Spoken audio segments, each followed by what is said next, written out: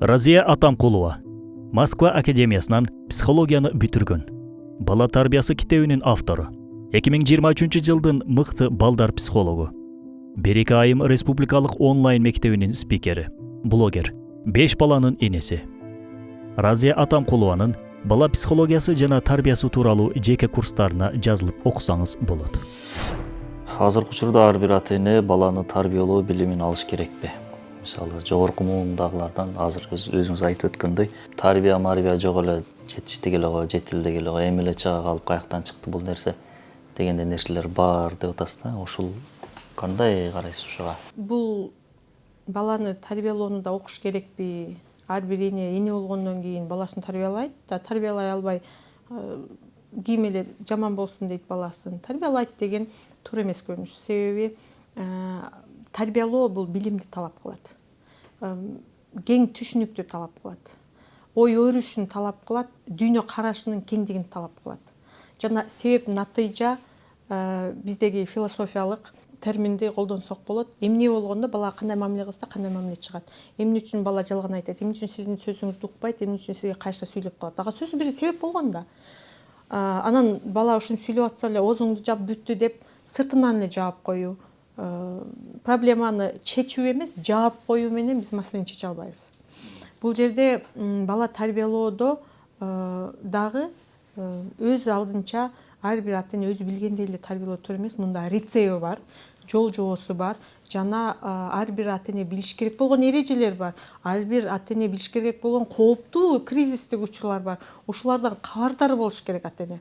Эми мурунку муунда мындай мүмкүнчүлүк болгон эмес. Мисалы эми муну айтсак болот, мурда кыргыз качан эле самолетко түштү эле.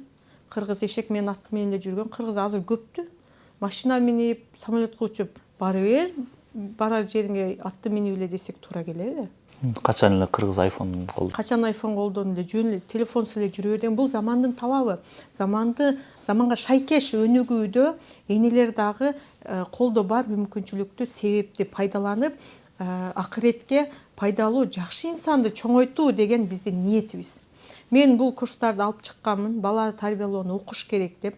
Анан буга чейин айтышты, 15 баланы деле бир жакшынакай жайгарып, энелерибиз эч кандай психологияны укпай эле, тарбиялоону укпай эле жайгарып койгон дейт. Ал заман башка. Азыркы заман башка. Ал учурда деле апаларга психолог болгондо, жардам бергенде, оорун жеңил кылып, психологиялык билимдерди бергенде дагы да көбүрөөк жашайт эле, чачы агарбайт эле деген сыяктуу. Анан биз азыр бала тарбиялоону окушубузга дагы бир себеп заман өнүгүшүнө жараша телефон деген дагы баланын тарбиясын буза турган, заманга жараша аспап келип атат. Ушул учурда кандай кылабыз? Анан негизи эле адамдын жаркын жашашы үчүн билим керек. Жөн эле бир торту жасасак, ойлоп таап, ун анан кийин кумшекер анан жумурткада деп кылып койсок деле болот. Же рецепт боюнча сонун бир Наполеон торт кылсак болот, туурабы? Же болбосо ооба билемин, ашка күрөч, сабиз, пияз керек деп ошону бир жөн эле бир Кытайга кылдырып койсок, ал аш бышыра алабы? Аш демдей алабы? Жок да. Ошондой эле баланын тарбиясындагы жол жобосу бар. Бизге жакшы түшүнүктүү болуш үчүн, мисалы биз бир чекти алып ошого үй салдыралы десек, анан барып устага барып, уста, эртең менин үйүм бүтүп берсин, 2 этаж болсо, анан кийин ушундай болсо десек, эмне дейт уста? Ой, бир күндө үй бүтпөйт. Үйдү бүтүрүш үчүн өзүнүн этаптары бар. Бир ченейбиз, анан фундамент куябыз. Фундамент 2 күн кургаш керек. Жай болсо 2 күндө, болсо кышта мындай жол жобосу менен азыр бүтпөйт. Анан кийин өзүнүн убактысы бар, жол жобосу бар, эрежеси бар. Эмнени айтып атасыз дейт да. Туура, ошондой эле бала дагы 20 жыл бою тарбия алынышынын жол жобосу бар. Эгер биз адашып, баланы кагып силкип, насибинче чоңойто берсек да болот. Бирок кандай бала чыгат билбейбиз. А бирок кандай кылыш керек? Кандай кылса туура болот десек, биз мисалы бир багытка, бир тоого чыга турган болсок, түнү коюп берсе, эптеп, жетебизби, жетпейбизби? Кудай билет. Колубузда фонарик болсо, картабыз болсо, маршрут болсо, ошол менен түз барганыбыз оңбу. Туурабы? Бул бизге жеңилдик дегенди билдирет. Ошону ар бир ата эне түшүнүш керек. Анан азыр баары эле психология деп жатып калды. Эми исламда деле Кур'ан Карим өзү психология, анан кереги жок, психология болбойт деген бир тараптуу ой. Себеби баланы туура тарбиялоодо психологияны курак жаш балдардын психологиясын биз инструмент катары гана. Мен 2 жашта балам эмнени түшүнөт, мен ошого кандай мамиле кылсам ыймандуу болот. 7 жаштагы баламды кантип кайсы сапаттарын өстүрүп өнүктүрсөм болот, кантип билимге умтулсам болот. Ошону эле колдоноюн, мен каалаган тарбияны берип калайын. Ошого эле көп жылдар бою психологдор аныкташкан, жазышкан, байкашкан, анан баланын эрки ушунча жашта болот экен, ага мындай кадамдар жасаган, бирөө эле тажрыйбасын колдонуп алалы. Туурабы? Биз велосипедди кайрадан курап чыгуунун эмне кереги бар? Андан көрө велосипедди алып дарегибизге жеткенибиз жакшы да. Же болбосо башка нерсени жаратканыбыз жакшы. Ошондой эле буга чейинки психологдордун баланын канча жашта эмне кыла ала турганын ошол билимдерин топтоп эле окуп алып, башыбызды оорутпай, нерв болбой, эмнеге балам кыйкырсам да укпайт дебей, анын себебин эле билип алып колдонгонубуз бул эс акылдуу, билимдүү, түшүнүгү кең адамдын тандоосу. Ошон үчүн баланын тарбиясында улуу муундун биз келтек жеп эле, ушугуп эле, токмок жеп эле чоңойгонбуз. Биз жакшынакай эле адам болдук, эми эле каяктан баштадыңар деген дагы пикирлер келип калат. Бул пикирлер бир жактуу. Себеби ошончолук уруш угуп токмокту жесе деле травма албаган же травмасы жоюлуп кеткен күчтүү адамдар жакшы тиричилик кылып анан айтып атат. Турмушу сынып калгандар, көңүлү сынып оорулуу болуп калгандар, алар айта албайт да. Мен ушундан жабыр тартканмын дей албайт да. Мен деп чыккандар эң алдыңкылар чыгат. Эгер биз жөн эле муну мындай элестетели. Бир идишке биз бир гүлдү өстүрөбүз. Уругун сээп, ошол гүлдү өстүрүш үчүн ошол урукту жакшылап бир топуракка отургузабыз. Анан суу куябыз, жылуу жерге коебуз. Анан ал өсүп келе жатканда дагы азыктарды беребиз. Анан ал баягындай аябай жазыраган ысыкта күндө калбашы керек же суукта тоңуп калбашы керек. Ошентип кастарлап көчөттү чоңойтобуз. Эгер биз ага анча көңүл бурбасак же такыр суу куйбай койсок эмне болот? Ал урук өнбөй деле калат, гүл чыкпай деле калат. Биз ага канча кам көргөн сайын ошол сонун гүл болуп ачылат. Бала деле ошондой. Эми баягы мен эч нерсе болбодум го деген бир чала гүлдөгөн адам болушу мүмкүн. Анан мына гүлдөп атамын го деши мүмкүн, бирок ачылып өзүн реализация кылган деп коет. Бул психологияда самореализация, самоактуализация деген бар да. Бул адам Аллах Таала берген дарметин бүт коротуп, элдин пайдасына коомго чыгаруу. Жөндөмүн, дараметин, потенциалын эмнеге шыктуу? Ошол мисалы колу көр усталар кол кычышып турат. Бир нерсени жасамай сайын дофамин ала албайт, ошонун ырахат ала албайт. Ошону ар нерсени жасай бербечи, жөн жашачы, адамга окшоп. Сен юрист болосуң дей турган болсо, ал юрист да болбойт, устачылыгын да кыла албайт. Баягы чыкпаган энергия начар тараптан чыгып, каршылык көрсөтүп атып, иши кылып, өсүп өнүгүү эмес, конструктивдик мамиле эмес, деструктивдик, бузулган мамилеге, невротикалык мамилелерге алып келип коет да. Ошого баланы мисалы канчалык суу куюп, жарык жерге алып барып, караган сайын сонун гүлдөйт. Же мөмө даракты айтсак деле сонун мөмөлөр жетишип, бактап, шактап бизге түшүмдү жакшы береби? Анан арада эле ушундай адамдар чыгып, андай болбошу керек дегени, башка адамдар өнүкпөй эле койсо болот дегенди билдирет. Экинчи жагынан биз баланы уруп деле тарбиялай берсек болот деген ниетке жол ачылат. Урса деле боло берет, соксо деле боло берет, эмне кылса боло берет. Бул зордук зомбулукка жол берилүү дегенди билдирет да. Бул туура эмес. Баланын тарбиясында кастарлоо, баланын табиятын, психологиясын таза сактап калуу, бала туулганда ата-энесине бөркүндөй ишенет, 100% ата-энесин ыйык тутат, таптаза көңүл менен бардык адамга таза ниеттүү болот. Биз ошону булгайбыз. Өзүбүздүн турмуш тиричиликтеги горький опыт деп коет, жаман натыйжа, бирөөгө тарынганыбызды балага жугузабыз, ылай кылайбыз баланын жан дүйнөсүн. Анын өсүшүн эле коюп, анан сизге мисалы бир капта урук берилсе, ушунан кайсы бир дарак өсүп чыгат десе, сиз аны ушул анар болот да деп эгип алып, анарды күтүп отурсаңыз туура келбейт. Ал урук өссүн, өнсүн, мөмөсү бергенде ал анарбы? Же алмабы? Же башка эмне? Мага Алла Таала кандай баланы берди? Алмурут берди, алманы берди. же болбосо өрүктү бердиби, ошол мөмөсү карап туруп жалбырагына карап анан ошого жараша мамиле кылабыз. А биз көбүнчө баягы чыгармачыл аябай назик табияттуу балдарды башкаруучу лидер кылгыбыз келет. Мисалы бизге өрүк берсе жумшак аябай сонун, жок алма болушун керек, катуу алма бол, ал өрүк алма боло албайт, табият деп коет бул. Анан ошонун ичиндеги темперамент деген психологиялык термин бар. Бул тубаса биз өзгөртө албайбыз. Адамдын бул жашоодогу баардык кубулуштарга реакциясынын тездиги. Кээ бирки бала шашма, тез сүйлөгөн, тез кыймылдаган, тез жүгүргөн, тез кабыл алган, бирок тез унуткан, тез сүйүнгөн, тез күйүнгөн балдар бар. Анын ошол учурда эле шашпай кыймылдаган, шашпай сүйлөгөн, уйкусу дагы шашпай ачылган, бир нерсени айтсаң шашпай жетип 10 жолу айтсаң да анан жете турган балдар бар. Биз баланын табиятын талдашыбыз керек, таанышыбыз керек да. Ошол нерселер балага, ар бир балага туура подход тапканга, туура жандашууну ушул курак жаш психологиясы, балдар психологиясы жана бала тарбиялоо билими жардам берет, ушул көрсөтүп берет. Мен азыр онлайн түрүндө бактылуу эне, бактылуу бала аттуу 1 айлык курсум бар. Анан марафондор 5 күндүк, 10 күндүк вебинарлар болот, акысыз болот, акылуу болот. Анан башка спикерлер менен Капыр Мадаминов жана башка педагогдор менен баланын окутушунда, ушундай ар кандай темадагы сабактарыбыз болуп турат. Инстаграмдан көрсө деле катталып менеджерлерден маалымат алышса болот. Анан эң негизгиси ушул курста катышкан энелер ооба мен өзүнчө эле нерв болуп эле балам урушуп кыйкырып эле эмне айтсам укпайт деп эле жүрүпмүн. Көрсө ал 7 жашка чейин укпайт экен да. Аны билдим. Анан мындагысы ушундай болот экен. Ооба мен балам аябай сезимтал, анын өзүнүн дүйнөсү бар, фантазиясы бар деген. Ким ушул курстарга окуса, сөзсүз көзү ачылат. Бул баланы таануу дегенди билдирет. Бизге Кытайдан бир аппарат келсе, ал кытайча жазуу болсо, ал эмнеге иштешин билбейбиз да, түшүнбөйбүз, аны иштете албайбыз. Ошондой эле баладагы бизге кандай табият менен келди, ал бала бул жашоодо эмне ишти аткарат, кандай миссия менен келди, эмнеге жөндөмдүү, балага жардам беришибиз керек. Потенциалын ачууга, өзүн жөндөмүн ишке салууга жана ишеним бергенге. Балам, сен колуңан келет, сен аябай жакшы санайсың. Кел сен каражат финансыга оку.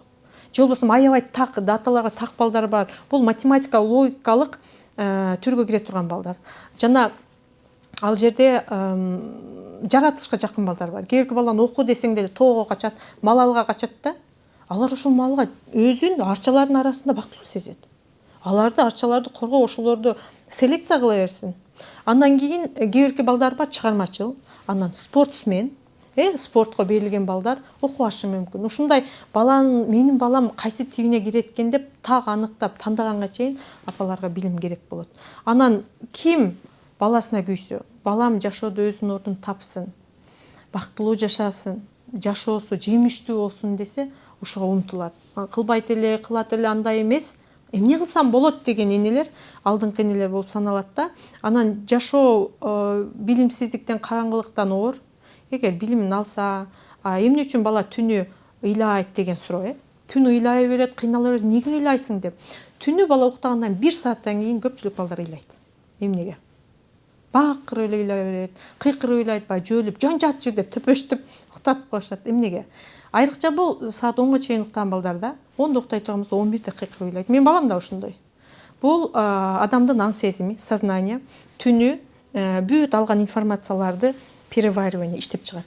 Керек эмесин ыргытат, тазалайт, таптаза кылып, эртеңки күнгө даярдайт. Ошол убакта күнүзү бир талашкан болот, тартышкан болот, топ бербей тат дейт. Ошол учурда информация баягындай ылганып аткан болот дагы, бала ошону эстеп жөн эле ыйлайт. Эртесин аны эстей албайт. Анан эмнеге ыйладың деп биз канча урсак деле, ыйлабайчак мындан кийин деп коркутсак деле, бул баланын жөн эле психологиялык, физиологиялык өзгөчөлүгү болду. Бул сознанияның аң сезимдин иштеши. Ушул сознание баарын ылгап туруп, күнүгө кайталанган нерсени подсознание, түпкү аң сезимге ыргытат.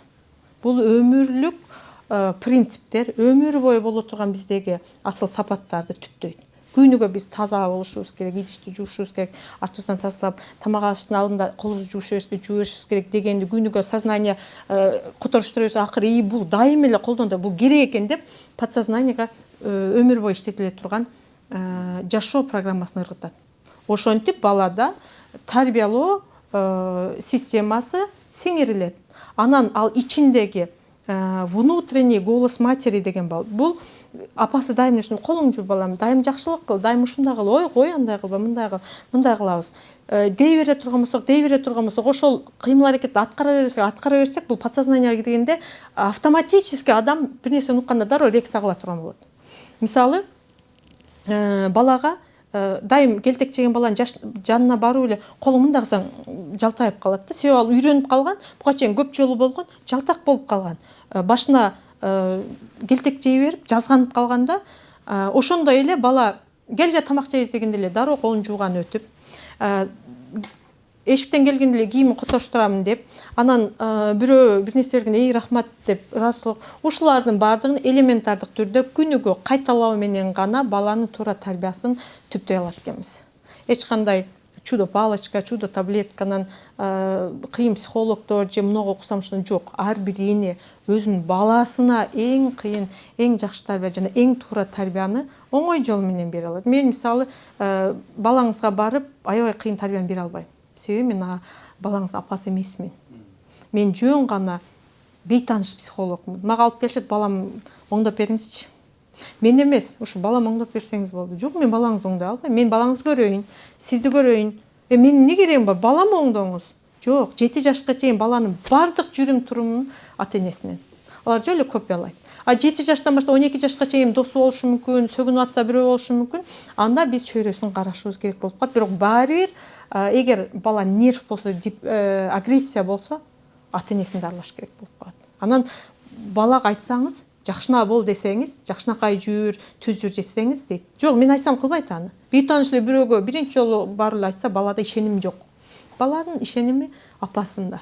Анан сиз ушундай деңиз, мындай кылыңыз десе, кайра эле мага жүктөп коюңуздар, сиздер өзү эмне иш кыласыздар?